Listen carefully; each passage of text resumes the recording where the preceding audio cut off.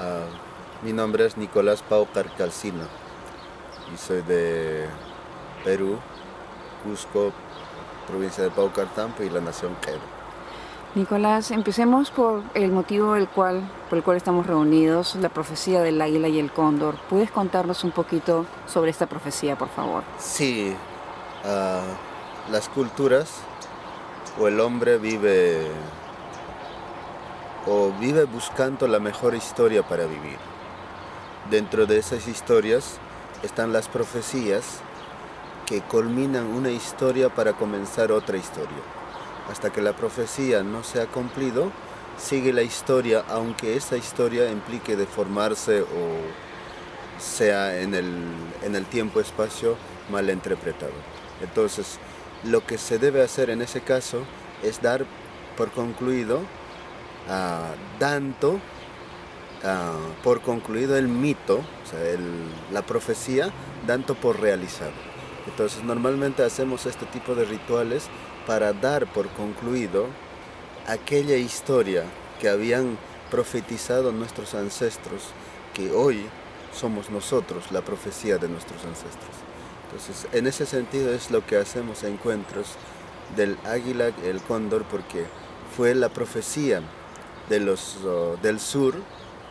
Cuando el águila llegue al norte y vuele junto, llegará la paz. Fue la profecía del norte, cuando el cóndor del sur llegue al norte y vuele, llegará la paz. O viceversa, cuando el águila del norte llegue al sur y vuele junto, llegará la paz a la tierra. Entonces, ese cumplimiento, ese dar por realizado, eso es lo que hemos estado haciendo estos tiempos. Y se podría interpretar cóndor como el ser del sur y águila el ser del norte, pero también es cerebro, corazón. Se interpreta en situaciones más allá del cuerpo físico, como la madre al cóndor, el sur, como el padre, el norte. Es la unión del padre y la madre para dar el nuevo hijo. Eso es en un sentido metafísico, espiritual, pero en un sentido mucho más biológico se entiende como la unión de los dos hemisferios del cerebro. Cuando estos dos hemisferios logran correctamente funcionar en balance, eso es cuando uno logra entender su entorno, pero también al mismo tiempo se entiende como la representación de nuestro cuerpo o el reconocimiento de nuestro cuerpo a través de los elementales, como es el caso de agua, fuego, tierra, aire, donde nosotros en esta historia donde vivimos pues lo hemos desreconocido, y entonces al reconocer también llega una parte del balance en nuestro cuerpo por una cuestión de reciprocidad del reconocer estos elementales. Imaginándonos a la América como un ser, al continente americano como un ser, a veces yo me pongo a pensar sobre la migración. Ahorita, por ejemplo, somos más de 1 millón de peruanos en la parte del norte, o sea, seres que hemos venido del sur al norte y de alguna manera traemos nuestras energías, nuestras raíces. Traemos lo que es la carga genética, traemos información, traemos conciencia, o sea, traemos cantidades de tierra. O sea, nuestra función como seres biológicos sobre la tierra es polinizar. Estamos polinizando, estamos trayendo tierra del norte al sur y tierra del sur al norte. Entonces, la razón por la que migramos también es buscando esa historia, supuestamente una historia mejor. Pero no es esa historia mejor. La historia mejor es cuando nosotros vamos a forjar una nueva historia sobre la historia que hemos vivido. Cuéntame sobre los queros, porque la nación de los queros no estuvo contactada por 500 años. ¿Cómo fue eso? ¿Por qué decidieron bajar a Occidente, hacer el contacto en los 60? ¿Qué fue lo que sucedió? Sucede que los grupos, cuando se alejan de la conciencia colectiva suelen perder la estabilidad del grupo. Entonces, en realidad pasa que nosotros como grupo hemos empezado a perder la estabilidad del grupo, razón por la cual teníamos que comunicar al mundo o a la colectividad de que nosotros existimos. Y cuando es como que nosotros estuviéramos ignorados por completo. Y cuando avisamos al mundo, es ahí recién donde recuperamos de nuevo nuestra estabilidad. Entonces, la razón principal por lo que hemos empezado a andar alrededor del mundo es para avisar al mundo que hay otras historias más bonitas donde podemos vivir, y que no es la única historia donde vivimos, no es la única realidad donde vivimos, sino que hay realidades donde podríamos vivir y compartir, y que también por otro lado pues no queremos que nuestra historia se acabe. Nuestra historia es bonita y no queremos que se acabe. Es bien interesante porque justamente, bueno, parte de lo que he aprendido contigo en estos 3 días o 2 días y medio maravillosos es el hecho de que el reconocerte y que otros te reconozcan y que la tierra sepa que existes o que el agua sepa que existes, como lo acabamos de hacer ahorita, ¿no? Y es un poco lo que tú me estás diciendo con los queros al bajar, es decir, aquí estamos, reconozcámonos, ¿no? Existimos, y que de esa manera pueda surgir algo mejor. De ahí surge una mejor historia para todos en conjunto, porque antes pensamos que nuestra historia es mejor que la historia del otro, o que mi pensamiento es mejor que el pensamiento del otro, o la cultura que yo profeso es mejor que la del otro, o la dogma que yo llevo es mejor que la del otro, o la ciencia que he desarrollado es mejor que la de otro. Empezamos a imponernos, pero cuando empezamos a exponer nuestras historias, podemos encontrar un punto en común y compartir todos. Es una pregunta que te hice, que me la sigo haciendo. El nivel de capacidad de los antiguos peruanos, o los antiguos, bueno, no era el Perú, pero nuestros ancestros en todo caso, que se nota por a través de lo que nos han dejado, ¿no? Machu Picchu, Sacsayhuamán, las líneas de Nazca, etcétera. Pues era algo superior a lo que tenemos ahora. Ahorita no podemos entender cómo es que lograron hacer esas construcciones. ¿Qué pasó? Normalmente suelo poner este ejemplo para entenderlo. Hace 500 años, toda la cuántica que hoy apenas estamos a las puertas, estaba en funcionamiento. Las operaciones a distancia estaban en funcionamiento, o la medicina energética estaba en funcionamiento. Dar, recibir capacidades a distancia estaba en funcionamiento.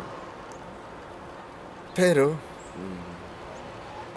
cuando llega el otro lado del mundo, el consciente éramos nosotros. Como nosotros éramos conscientes, nosotros teníamos que entender a la otra parte. Lo que pasó fue que nosotros nos hemos propuesto a entender estos 500 años como si fueran niños que van pataleando. Pero hoy creo que los pueblos originarios, o los pueblos que han quedado, lo poco que ha quedado, está listo para hablar, está listo para decir: esto se puede manejar también de esta forma. Pues creo que hoy se ha equilibrado. Ya podemos hablar de ese mundo que antes era imaginario, que antes era un mundo, maldito, del diablo, de lo que quieras. Pero hoy creo que podemos entender, con toda la tecnología que tenemos, ya podemos al menos ver una parte de ese mundo. Entonces, yo creo que estamos listos, preparados para entender. Entonces, simplemente esperaron el tiempo para que eso se entendiera. Por eso se le dio también la profecía del retorno de Pachacútec, que significa el regreso de la conciencia a la tierra. Entonces, eso es lo que estamos experimentando. En los siguientes años, con la velocidad que estamos yendo de entendimiento, habrá una necesidad muy grande de querer entender nuestro entorno que estamos viviendo. Entonces, estamos en ese proceso poco a poco. ¿Qué sucedió el 12-12-12? El 12-12-12. He estado de cerca haciendo todos los trabajos energéticos con grupo de personas que sin nombre, sin yo estoy trabajando, sino trabajando en grupo para darlo por concluido la profecía, retorno de Pachacute. Se decía que América había recibido un hijo de Europa en forma de Francisco Pizarro y América tenía que devolvérselo ese hijo a Europa, y cuando eso ocurriera, entonces retornaría el Pachacute. Fue entonces cuando América, especialmente Argentina, estuvo embarazado, gestando ese hijo, y se devolvió a Francisco como papa de Europa. La idea que vino en un sentido más físico a poner en tela de juicio el desarrollo espiritual, filosófico, tecnológico de América, pues se lo devolvimos de nuevo como cultura ancestral. Eso fue, nosotros hemos estado siguiendo del lado muy de cerca esa parte, y finalmente pues con la gran encuentro que se hizo en México el 2012, el encuentro entre el cóndor y el águila, para unificar de nuevo América, porque América fue desfragmentado en dos partes, como norte y sur, en dos miembros, a la cual lo llamamos el águila y el cóndor, y eso tenía que ser unificado de nuevo. Entonces, vivimos tiempos de profecía donde somos el enunciado de nuestros ancestros de hace miles de años. Si tomamos en cuenta eso, estoy seguro que podemos empezar a despertar la conciencia dormida en nosotros sin la necesidad del otro, sin la necesidad de alguna organización. Como bien dijiste, ¿no? Europa nos dio a Francisco Pizarro, que fue... Bueno, como todos sabemos, Europa hace 500 años nos dio pues un hombre, pues como ya lo conocemos en la historia. Hoy, después de 500 años, se lo hemos devuelto lo más preparado. Así que un líder espiritual. Un líder espiritual del mundo. Así es, que viene de América del Sur justamente. Es el primer hijo de América que ocupa ese trono. Y está haciendo un trabajo extraordinario además. Y está haciendo, porque eso es su rol en esta vida. Cuéntame, Cristo. ¿Qué cosa ha sido para nosotros? Sí. Desde la llegada de España a América, Cristo ha sido un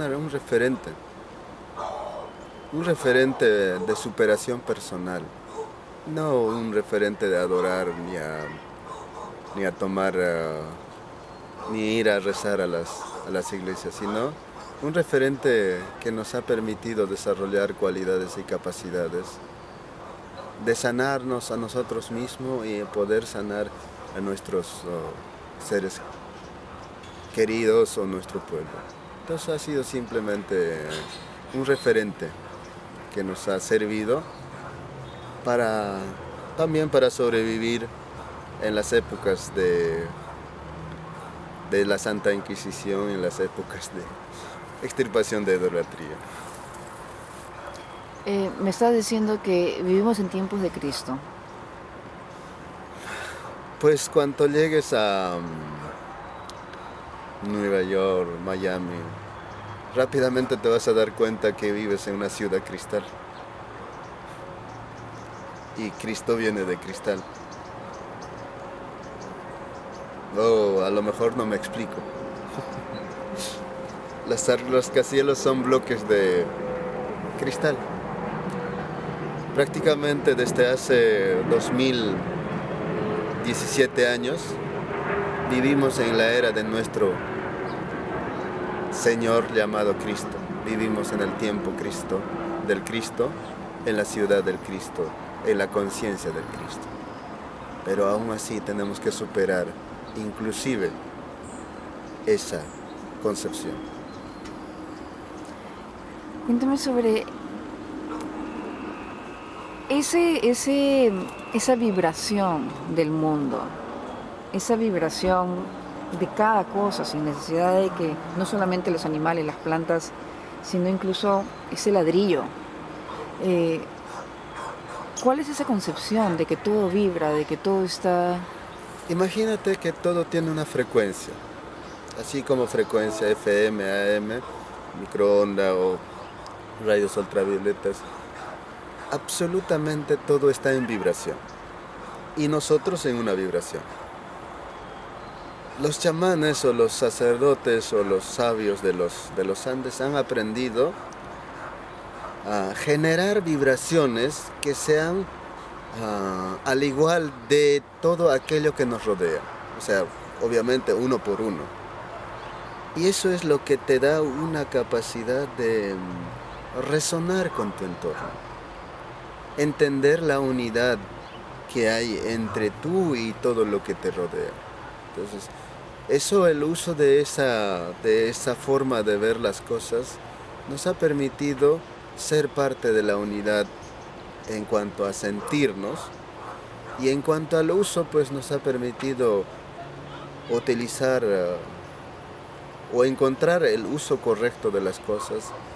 En cuanto a la información, nos ha permitido saber con cierta exactitud el componente químico de estas cosas que nos rodean, o de esas vibraciones que nos rodean de nuestro entorno, y así usarlo pues para cuestiones de medicina o combinación de ellos.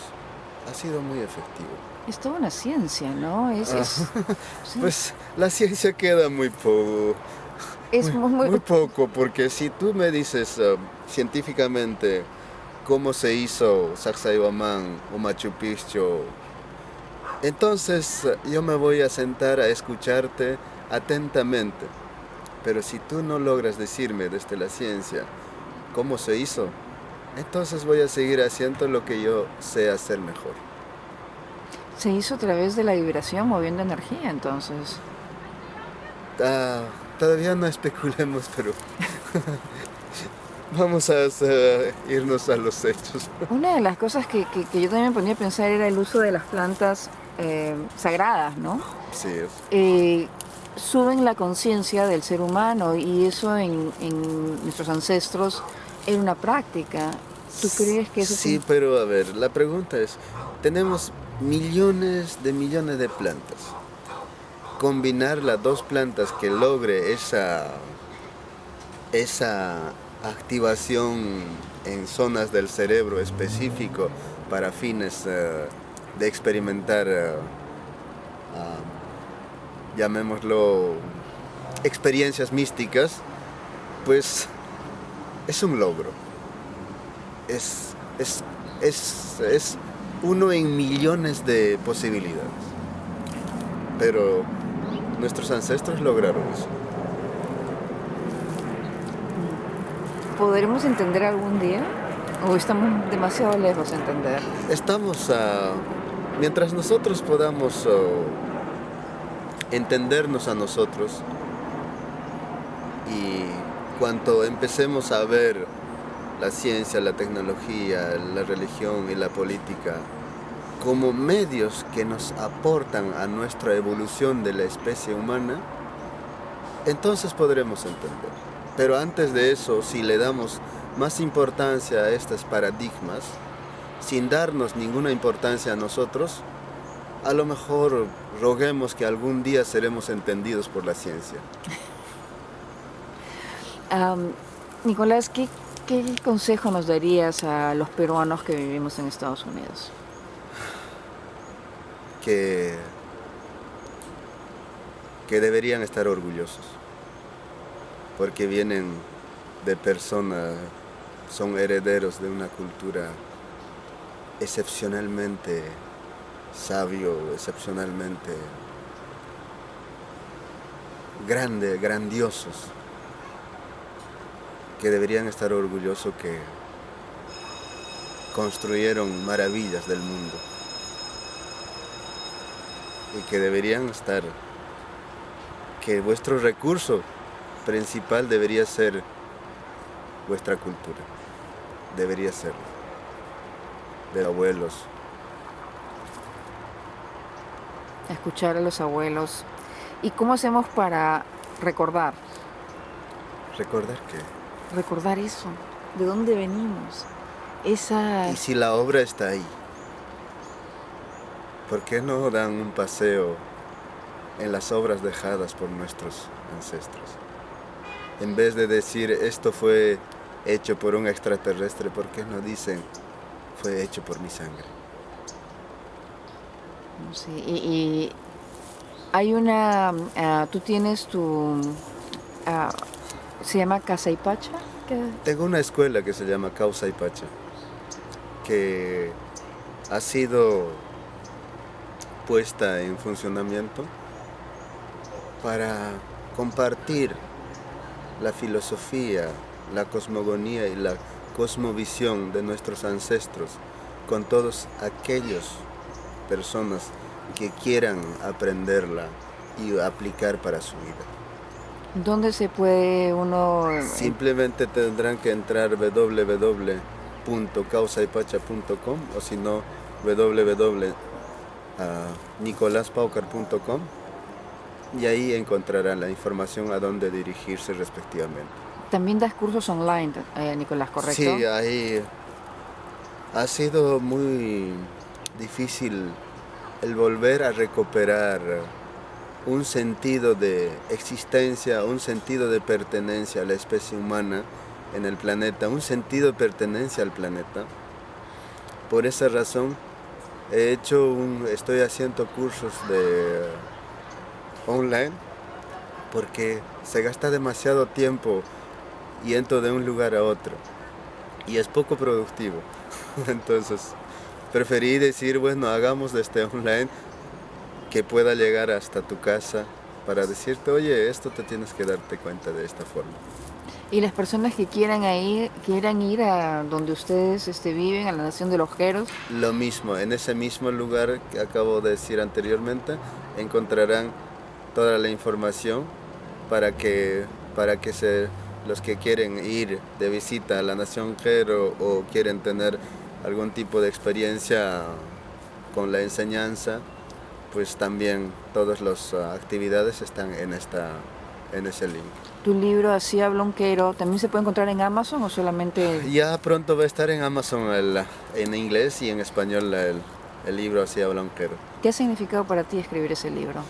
Ha significado compartir lo poco que conozco y lo mucho que ignoro de la tradición oral. Ha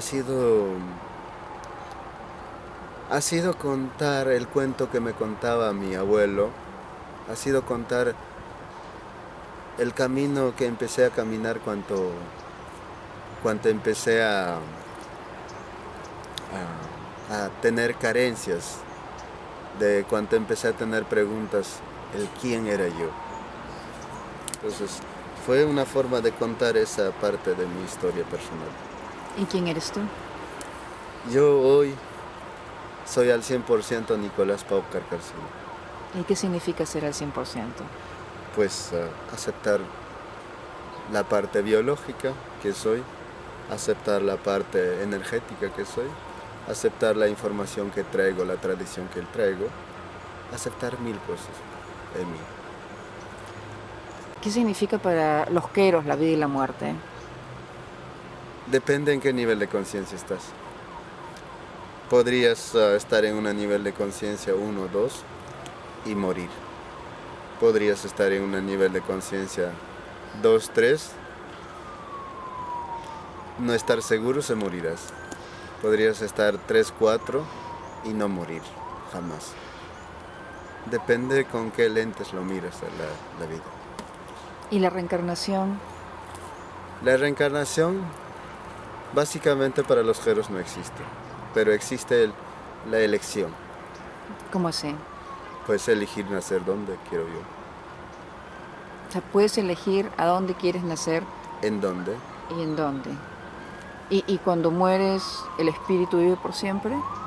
¿Es Depende del nivel de conciencia. eso? O sea, si tienes el nivel de conciencia, vive por Alta, siempre. sí. Si tienes un nivel de conciencia, no.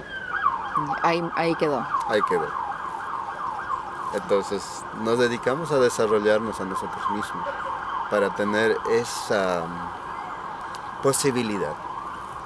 Una pregunta, bueno, como tú sabes, yo tengo un hijo con autismo. ¿Existe el autismo en la nación de los queros? No. ¿Existe retardo mental? No. ¿Existe ese tipo? No. No. No existe ningún tipo de discapacidad. No existe lo que en vuestro mundo existe, hospitales o policías o alguien que controle algo. ¿Todo es con la autoconciencia? Todo se maneja con responsabilidad. Con tener al padre dentro. Sí. Entonces, uno sabe lo que tiene que hacer a la hora que tiene que hacer. Extraordinario. Realmente, Nicolás, el tenerte acá es fabuloso. Espero que regreses otra vez a Los Ángeles a seguir difundiendo más este tipo de conocimiento que en una entrevista pues no se puede. No se puede ver, no se puede explicar. Lo sé. Pero el ser que vive dentro de nosotros tiene 1000 formas de comunicarse. Así que confío que aquellos que realmente deciden tomar un camino evolutivo, de todas maneras lo tomarán. Y las que no, tampoco está bien. O sea, es así la vida. Todo está bien. Todo está perfecto así como está. ¿Y el simbolismo de la perfección cuál es? Pues no la tengo conmigo. No la tengo conmigo. Gracias a todos. Gracias.